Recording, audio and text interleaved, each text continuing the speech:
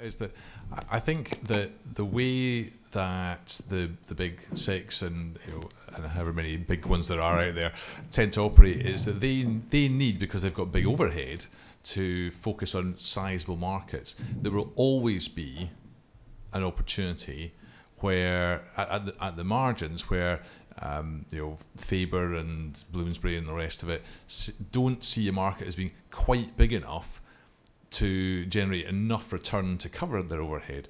But a small publisher starting up in their in the classic in the bedroom, in the spare room, they don't have that overhead. They can make things work that the big publishers can't make work.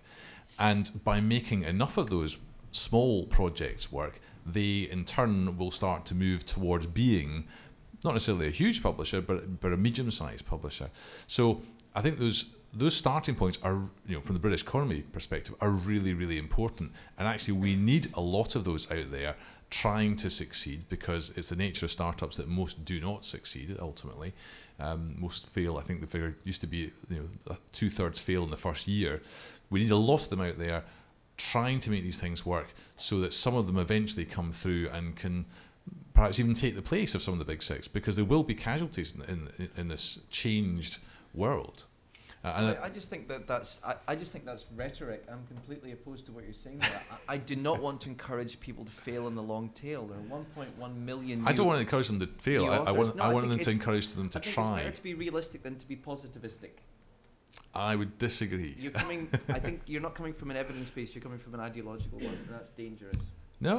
Well, I used to fund startups, so we would see that ultimately the thing that makes a startup work is management. We always say there are three things important in funding a business: management, and management. If you're the right people and they have analysed their market, they have seen whether or not there is really an opportunity there for them in their situation, then they can potentially make a go of it. Sometimes the entire market changes and it's nothing to do with them, and a business fails. But I think most of those people would rather they had tried to take that opportunity than just gone, I think I'll just stick with the big corporation. Okay, I'm gonna draw a line. I'm gonna thank all of our speakers. I'm a bit like the publishing industry in that I'm worried about becoming interactive or being doggedly persistent. But I do feel there's an energy in the room that we should maybe just continue into questions, and then if people want to go and have a loo break during that, then that's absolutely fine. But I think there's enough. There's people still here that want to talk about things. So. But then I'm looking at faces now, going whether or not I should have asked people. But are there any more questions? Right, there's one there. And then could I also ask you? We've got a wealth of talent and expertise here, so really ask a question in a way that everyone on the table can contribute. Going back to what I was saying earlier about news content. And specifically, what was said about the Guardian needing finance and Times going behind a paywall. In terms of general figures, has anything about the Times been said about their paywall breaking even or even making a profit through their paywall? As far as we understand, the Times are the leading newspaper economically at the moment, precisely because of their paywall. They lost about 48% of their traffic when they put up a paywall. That's pretty much what happens. Between 40 and 60% of your base will just fall away when you put up a paywall. It's a risk that you have to take. But the Times is self-supporting, whereas the Guardian's running at a loss of, I think, 4 million a week. I'd have to check my stats on that. But it's a lot, yeah. Is it 1 million a week? Yeah. Yeah, it was a month then. If you're giving something away for free, and then you put a paywall on and you charge people for it, you can't earn any less, you might argue, except that I guess that ignores the fact that if you are reaching a bigger audience, then you have the potential to charge more to your advertisers. And I imagine that you'll know better than I do about the balancing act, but it has to be a balancing act, isn't it? In a way, putting up a firework removes some potential, some people you could reach through advertising and therefore could generate revenue from, but it does bring in revenue. So quite where the various organisations see that line, and also there's a question of how big should the paywall be. If you raised it, I don't know what the charge is in the Times, but let's say you raise it to £100 a month, would that put off just about everybody? But would actually that bring you a better quality, a higher quality of user that might be of more interest to the people who want to advertise on your site? And I guess these kind of questions must be the ones that bedevil all those organisations, but are very relevant ones. For contributors, if you're a journalist, the Times pays the top of the list. Another one to sort of point out, if you like, I followed, certainly when the iPad came out, there were news organisations releasing newspaper apps, of which the Times was one. But there was another one that at the time was Le Monde, and they had what I thought was an interesting model, that they charged for that digital paper. They didn't charge for that digital paper on that day, but for back issues, they charged a fee for them. I can't remember what it was. It was also something else to bear in mind. But also another thing to bear in mind was the Daily, something that Rupert Murdoch started. It was now been canned. I don't know what his reason was for starting that up. Maybe just a push to try and get digital content through tablets in an attempt to make it profitable in the long run, maybe. Just a thought. Just following on your question about the Times. In my speech, I sort of referred to Shakespeare, and there's an analogy, which is that some national newspapers in the UK still have patrons.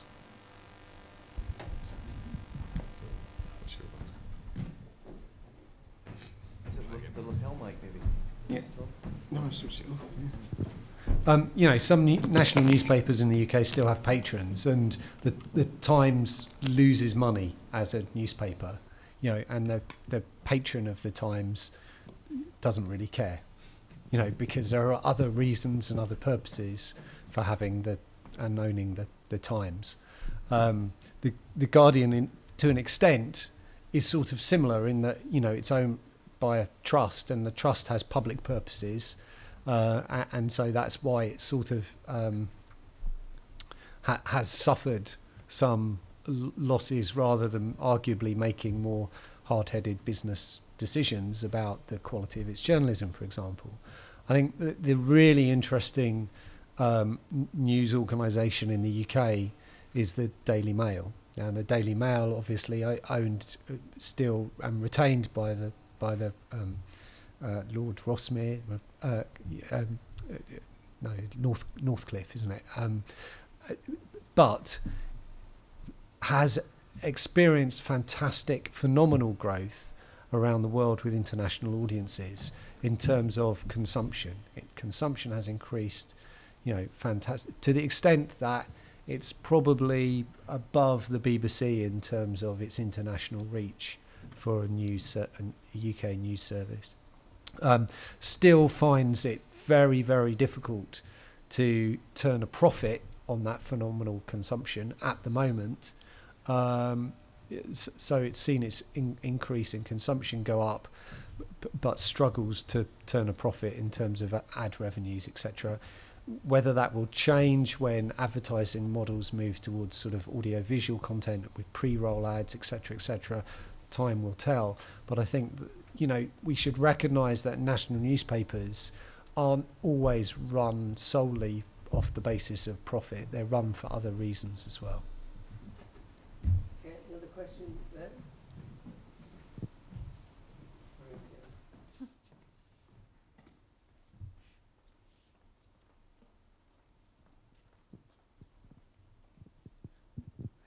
Hi. I have many questions, but we'll focus on just one. We keep on talking about big corporations, and we just mentioned earlier on about the problem with graduates coming out of their studies with no job. And why don't we talk about big institutions as well? We need basically, as I understood, to train teachers to provide creative courses, and as well creative organization to be under an umbrella that protect them. So why don't we have these two combined together, where we provide the practitioners come into the institutions? A little problem in the UK is we have far too many creative writing courses. We've managed to make a bubble where we've got sort of tens of thousands of people doing creative writing courses. It's not that there's not been an attempt to teach creativity. You know, it's the problem that there's no industry to contain them now. And I've just noticed a little twist that's gone on in the teaching of creative writing courses. Previously, it was how to get published or how to be a journalist, how to be published by a mainstream publisher. Now it's how to self-publish on Amazon. So it's a really easy get-out clause for those teachers, tutors and universities who've created this bubble in the first place. They're now putting it onto you when you graduate. They're saying, well, it's up to you to make a success of it in the long tail by yourself. So not answering your question per se, but I'm just saying we could probably do with having a real analysis of what the industry is, rather than universities just fobbing students off on the market. It's shocking, really, what's going on within creative writing. Can I make a short response to that? I agree with this point, except that we have lots more people doing history degrees than there are historians. So it's the expectation that's the problem, not the fact that people are doing creative writing courses. That should surely be encouraged. Not that they are actually expecting to make money. We want historians to go on studying history degrees, but they don't become historians. I agree. That's exactly the point I was going to make, that actually, if you go into it thinking, well, I'm doing this and therefore I must become a writer or I must become a publisher or whatever, that's not the right way to look at it. I think if you do it and you say, I may become one of those things, but I will also learn a whole stack of life skills that are transferable. It might help me to become, I don't know, a lawyer. It will certainly help me to become, the person writing the corporate literature in Standard Life or whatever, where you probably get paid quite a lot for it.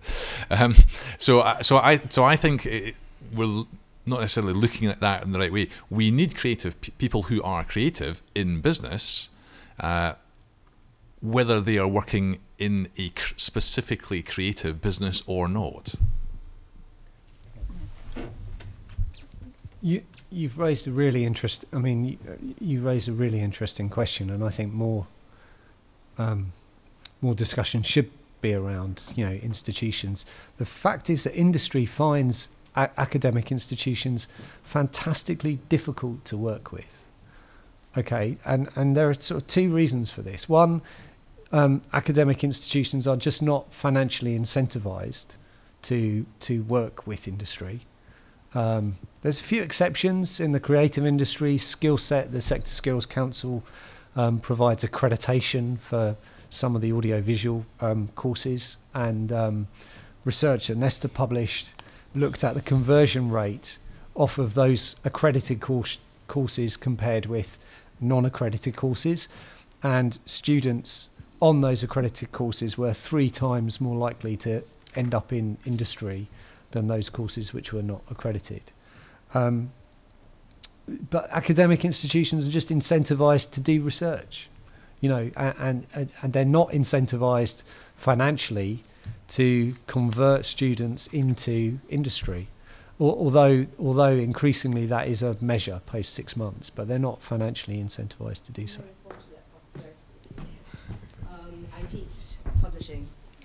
I teach publishing at the University of Stirling, and you may know something called the Research Excellence Framework, which is what most universities depend on for their money. All academics in all spheres of the academy are under great pressure to produce something called impact, which is our kind of public-facing engagement with the world outside, and this very much includes industry. And I think all the mechanisms within the universities are pushing us very hard to do exactly that. So I don't think that saying that we're not financially incentivized to cooperate with industry is true at all. I think you would find, on our publishing course, we have speakers from the industry every single week for the whole academic year, and I know that's the similar case with all other institutions that teach similar subjects. So I'm slightly confused by your assertion. Yeah. And Nesta especially, I mean, we have a Nesta grant at the moment, you know, and we're working with Nesta very closely, so I wonder why you think that's the case. There'll always be exceptions, as you know, the conversation was earlier. But I think if you ask industry, which in fact we did, industry finds the fact that that universities are not standard. There's no standard way of engaging with them. If they wanted to do an internship, for example, they have to sort of know someone. There's no easy route of access to have those conversations. There are always exceptions to the rule. I mean, I would ask you, because maybe I am genuinely ignorant, what proportion of your university's funding is directly derived from you engaging with industry? I.e., if you didn't engage with industry, how much funding would you lose as a percentage of your total funding? I couldn't give you figures, obviously, but it's also not a question of a direct relationship. The way that it would work is that if we engage with industry, that would increase our impact points, which would mean that the REF would give our institution more money. So that financial incentivization, it comes kind of in a slightly circular way, but it still does exist, and therefore is a huge motivation for universities to move forward in that way. I mean, I do think there is a bit of a difference between older institutions, the kind of the Russell Group institutions, for whom research is what brings them money, and they, like, you know, certain newspapers have patronage as well because they're older established universities. Newer institutions, you know, like Sterling or Napier, this is what we depend on. It is our interaction with the industry that actually enables us to get funding from the REF, and you know, that is the way it is. So. Can I quickly sneak in a question to to Keith and Leila? Something that I was just wondering about was about genre. Obviously, I think John was saying something about, you know, audiences are going out and finding their content. And Tor, the example that you cited, Keith, about how they've done away with DRM and they're, you know, very pro portability. I think one reason for that is Tor is obviously science fiction and fantasy, and their readership is of a certain kind of mentality who are very pro, you know, open source and anti-DRM, etc. And Leila, I know that your publishing house kind of specializes in kind of fiction for women, in kind of in very general terms. So do you think the kind of generic distinctions that you have made or that companies make, do you think that should be correlated with the kind of marketing strategies that you're using to do direct marketing, etc.? So basically, does one size not fit all? Absolutely. The company you mentioned, Tor, it's very important to their readers that they have DRM-free books. Oh, is that not on? Be a bit closer. Okay, can you hear me now? I was just saying that for places like Tor, who are science fiction, it may be a cliche, but their audiences tend to be male. They tend to be very technically savvy. They know a lot about different formats. They're perhaps more inclined into things like hacking and breaking barriers, and that's not something that, as a publisher for women's writing, we're expecting to come up against so often. We're also slightly less concerned about piracy because traditionally that has been less of an issue for mainstream literary fiction than it has been for things like where the audiences are so technologically focused. So yeah, you absolutely can't treat every audience in the same way, and you've got to focus on specific needs, and you need to learn as much as you can about your particular audience to understand it, which is why we're interested in getting people to buy direct from us so that we start to understand what they're after. So I think it's also true that different parts of the industry are going to be affected and already being affected in different ways. I have a sort of rule of thumb, which is the smaller the morsel of information, the more likely, or the less likely rather, people are to pay for it, because the more likely they are to be able to go and find it online. Whereas if someone's looking to gain an opinion, yes, you might be able to get that out of, you know, blogs and so on, but generally people want that sort of packaged up as something they can, you know, as a book they can read through and get the whole of the argument and not have to dip in and out of it or look for the different parts of the argument in different places. So I think as a sweeping generalisation, I think non-fiction is being, and probably will continue to be, more affected by the lack of willingness to pay for content. But there are still going to be niche markets where people will probably arguably continue to pay more and more for the content, because it depends on how specialised it is. It's this for the same reason as some of the big legal publishers will charge several hundreds of pounds for a book that's yay thick that none of us would ever want to read, apart from the people who need to read it. And for them, it's worth spending that amount of money on. And I think there's that kind of principle in non-fiction. I think in fiction, it's a little bit different. I can still hold, and maybe I'm being the terrible optimist that you was talking about before. I still hold out that the incentive to go and pirate something that only costs you £4, £5, £6 is relatively low, and it's just not worth it. And I would go further than that and say that people who are going out and finding those copies without paying it are probably people you've never sold to anyway, in large part. I'm not saying all of them. There will always be some at the margin who would have bought it that you lose out on, but I think relatively few of them. I actually think a bigger issue is that the amount of noise that's out there, by which I mean things other than books that can take up the attention of people, those are what are having an overall effect on the book market, because people are playing games, or if they're on the train this morning. I was just thinking about this coming in on the train this morning. The guy opposite me was sitting just, I don't know, mucking about on his phone. Now, maybe 10 years ago he would have been reading a book because he didn't have a phone. Well, maybe more than 10 years ago, but maybe his phone would have been so big he didn't want to carry it on the train. So I think that is more of the issue for the industry as a whole. It's about trying to keep the market of a similar size, rather than trying to necessarily protect little bits within the market. And I think that's where it needs to try and address. And I think that's also an issue as regards students as well. I was just going to say, it's very interesting that Amazon have sold so many Kindles of the standard format before the Kindle Fire came out. They sold over 1 million just at Christmas last year. I don't know how many they sold now. It's probably many more. That does nothing apart from read books. When I was at London Book Fair, the big publishers are banking on the fact that everyone's going to move towards apps in the future. Everyone will have something more like a tablet than an e-reader. And yet at the moment, people are interested in e-readers. Everybody anecdotally that I know through my work who weren't particularly big on reading before, who have now got a Kindle, say they have bought far more books since they got that than they ever did picking up a paperback in a shop or ordering from Amazon. It's actually increasing people's reading habits, and that's a good thing. I've heard something similar. I'm a terrible one for having conversations with people on trains along journeys who happen to be sitting next to me looking at some sort of device, and I've specifically asked that question of several people.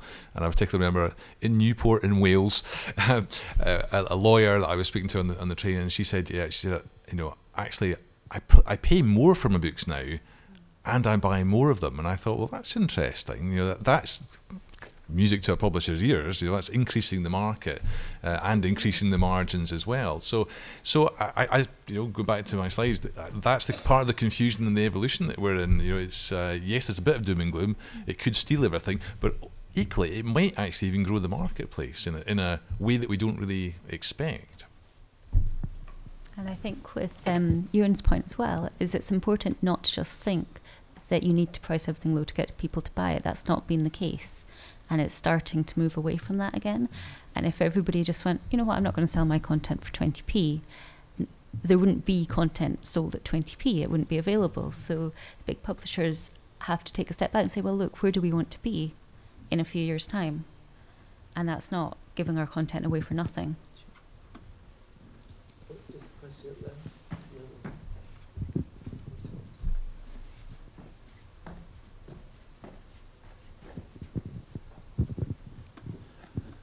I just wanted to ask about, you played around with the idea of the business model changing for publishing, and there's a couple different areas, a couple different aspects. And I was just wondering if there's any historical comparisons that you can go and look back at. I keep on thinking of the automobile industry in the United States and in Japan, where larger companies work with, Ford might work with a coach builder and a strut builder and someone that makes seats, and they integrate it back into the main product. But company like Toyota, which still does this a lot more, is able to keep costs down and keep the product high by specializing just in the car and having battery technology and all that other stuff put in other places. And I'm wondering if there's a parallel that can be seen in some of the publishing industry, because unlike Japan, the American companies tried to integrate all the different parts of the industry, bought up too much of the other companies, and stopped innovating. And I'm wondering if these smaller companies can innovate and feed into the larger publishing houses and technology companies that are going into publishing, if that might provide some kind of way forward in the future, or if this is going to be something that these large companies will continue to strangle some of the smaller ones out of the business. R&D is always very, very expensive and very risky. Would be my starting point. So if I was one of the big the big houses, which I'm not, but if I was, I would be trying to minimize the extent to which I was doing a lot of that stuff in-house, if there was a way of doing it out of house that meant I didn't have to take on all the resource and the overhead and all the rest of it, and also tie himself into one source of that R&D, because if there are several people out there doing it, you can try them all and see who's best. If you have to use who's in-house, then you're stuck with however good they are, and it's quite difficult to move them on often. So I was mentioning that I think there'll be a lot more collaboration. There'll be a lot more of the approach that some of the bigger and medium-sized publishers use the smaller publishers almost as their R&D outfits, because they have particular skills and maybe they operate in particular parts of the market that the bigger publisher either doesn't see themselves getting into in the near term because they don't think it's big enough, but they're willing to be convinced otherwise, or because who wants to have a big Bloomsbury head office these days with all the cost that's involved in that it's actually good to have a small core and then loads of stuff going around that you're in control of, rather than have this massive core that that never actually looks outside of itself. So I think you're going to see a lot of that kind of small businesses being sucked into a collaboration with the bigger ones. But I don't see that as a negative. I would see that as a positive thing. I think there's another elephant in the room here, which is that most small businesses in the UK are government subsidised, through whether it be, within the culture industry anyway, whether that's from Arts Council grants, cultural enterprise grants, whatever. We're not really very good at capitalism here, precisely because we're being sort of squished by the big American corporations anyway, which is a point that we've made before. We have to build bigger companies if we can compete. So why not, a collectivity of 100 small independent publishers would probably be a good thing. But as I keep repeating, just little individual grants and subsidies for small businesses is not going to do it. They'll rise and fall if they can't attach themselves to bigger structures. Could I follow up with just one question? Because I know that Amazon basically gives away its Kindles. Like, they sell them for almost no profit. If, as an example, the Kindle Fire, they do not make profit. They make money from the selling of books and click-through on their apps. I'm just wondering if something like this should be prevented in the future so that a more sustainable market can be built. Well, they're running a classic loss leader thing just now to try to put competitors out of business. You talk about the structure of businesses. In America, Amazon's not got a monopoly. It's got a competitor, which is Barnes & Noble. It's got no natural competitors in Europe. I think something that in Europe that we have to look at is actually putting pressure on American government, which is a very, very tough thing to do, because we're so keen for American capitalism to flourish in our own countries, to the point where even in Scotland we gave more money to Amazon last year than we did in cultural subsidy. I think we give £12.6 million for Amazon to build a shed. And also, the geography is just where your head office happens to be. It doesn't mean to say that you're actually in that head office all the time and not going out and looking for all these innovations. And where do people look for them? They look for them at places like Frankfurt Book Fair, which is coming out shortly, and which people will spend huge amounts on hotel bills. And so I don't think the geography in itself is important. I think, just harking back to something that Ewan said, I actually think one of the things that we're not that great at still in this country, though, is that we have a lot of creative businesses, but actually, are they really businesses? I think we have a lot of creativity, and we're not very good at commercializing that creativity still. I mean, it's one of the things that the Cultural Enterprise Office tries to help with, but it's something that I still don't think we as a country we're terribly good at. But no, I don't think the geography. I don't think it's in itself a big issue, and it's a bit like with PDFs and so on. You can send an email. You can send anything anywhere, and you can reach the people anywhere. I mean, we probably get called about 3 times a day by people in India who do ebook conversions, and they know where we are. We know where they are if we ever needed them. It already is a global marketplace. Okay. Yeah. To my mind. Right, 2 more questions and then we'll. No. Just to follow on at that point about globalisation, I used to work for John Wiley, which is massive, 5,000 employees, and we moved about 90% of our printing to Singapore and Malaysia, and it's fabulous, brilliant quality, really works very well, but because of the market we're in STMS, some of our societies who are based in the UK started to look at the figures and think, wait a minute, we're printing all this stuff in Singapore and shipping it back. Not only is that costing money, our carbon footprint has gone through the roof. So because of that, some of the work that was in Singapore is now coming back and is now being printed by UK printers. So it's already turning back. I think because STMS is so far down the line of all of this, with medical journals, etc., that we've been doing this for a long time now, really, that you can start to see that it's slowly starting to come back towards being not all global, but more specific to where your customer or your client is. It's very funny. I mean, a case in point, we were having things printed all around the world, and actually now everything that we have printed is in the UK, and the reason for that is twofold. One is that it is closer to most of our customers, although not those in Australia. But actually, more than important than that is that even if there's a very slight cost disadvantage, the ability to turn things around quickly and the ability to get a better service, to get things changed immediately if they need to be changed, is actually more important to us.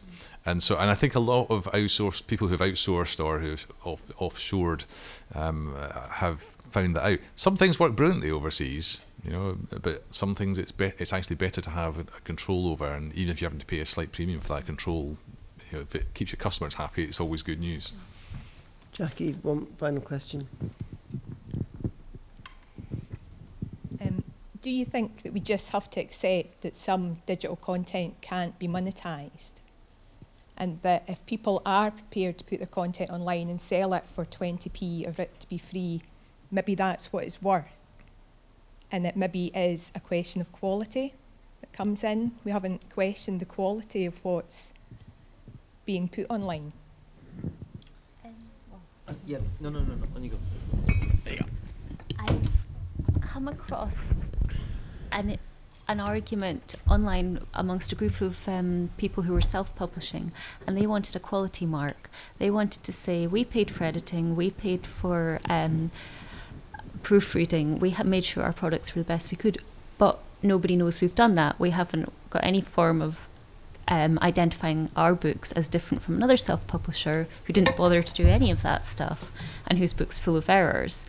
So I think it was a very funny discussion, because what they were hovering around was the need for a publisher to, with a brand, who can say, yes, we took this on, it's a quality product, we thought it was worth spending money on, because with self-publishing, nobody else has to think it's worth anything, just the author, and the author might not be the best judge of whether it's actually going to be useful to anybody else at all.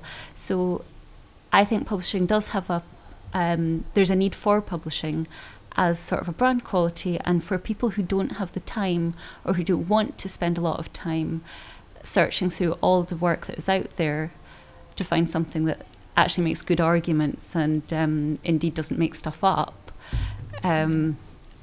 people will come back to publishing as a result of that because they want quality.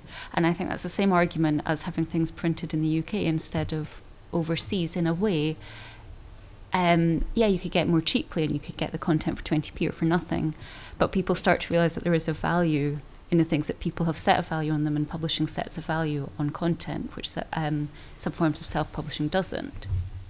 I think also that if you look at the vanity publishing market, actually that's ideal for digital publishing, because most people are probably familiar with the vanity publishing, books that people would ideally like to be published somewhere else, but that may have been turned down, but people have gone ahead and published them anyway. Now, including wearing my CEO hat, we see loads of people who just get plain ripped off. Get charged a huge amount of money for some copies of a book that is never ever going to sell, although they always believed it would, because really nobody ever wanted to read it, because it's in such a, it might be just about their gran, and it doesn't mean that it shouldn't be a piece of work, and it doesn't mean that they shouldn't be able to distribute it to their family who might well be interested in that and to keep it for posterity. But it doesn't mean to say it actually has a commercial value, and I think there's nothing wrong with saying it doesn't have a commercial value, but it has a sentimental value. That's fine. Create it, give it to the people you want. You can do it. You can quickly. You can do it easily. You can do it inexpensively, and that's it. And there will always be that part of the market. And I sort of almost secretly hope that one of the things digital publishing will allow is people who would go down the vanity route and who were never going to be self-publishing in the sense of business self-publishing, thinking it at a business perspective, that it will allow them to do what they want to do and not get ripped off in the process.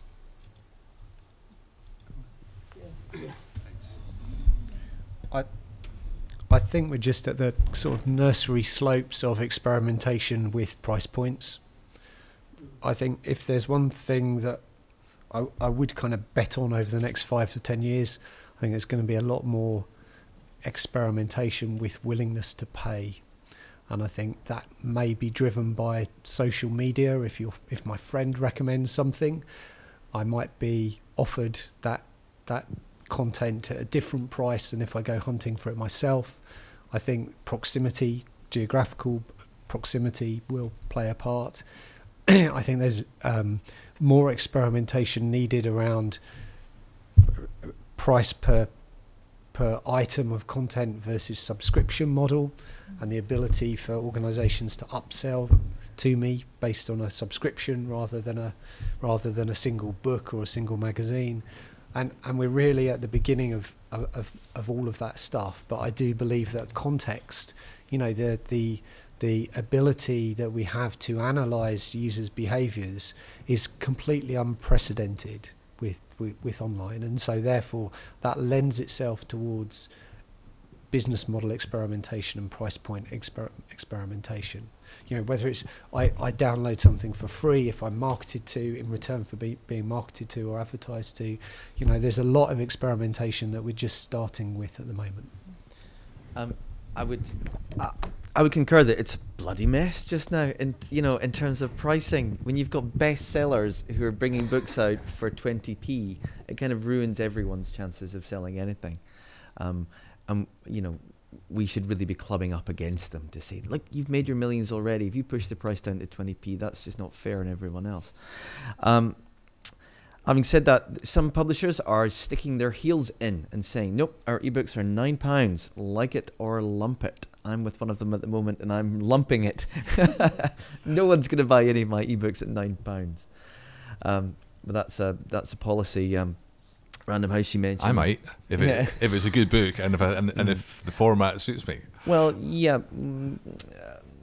Whether we're going to get enough reviews, I don't want to talk about my book there, but anyway, not talking about my book. There is a kind of ideology out there which is quite dangerous as well, which is like people like I'm not sure if I'm pronouncing him correctly, Paolo Coelho, yeah. who's advocating that everyone should give their books away for free.